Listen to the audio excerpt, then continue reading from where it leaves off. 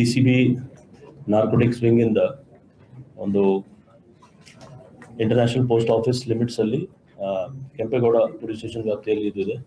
ಇದರಲ್ಲಿ 3 kg 312 grams narcotic hydro ಗಾಂಜಾ ಸಿಕ್ಕಿದೆ ಮತ್ತು ಜೀವನ್ ವಿಮಾನಗಳಲ್ಲಿ ಪೊಲೀಸ್ ಸ್ಟೇಷನ್ ವ್ಯಾಪ್ತಿಯಲ್ಲಿ 27 ಗ್ರಾಮ್ಸ್ MDMA ಸಿಕ್ಕಿದೆ.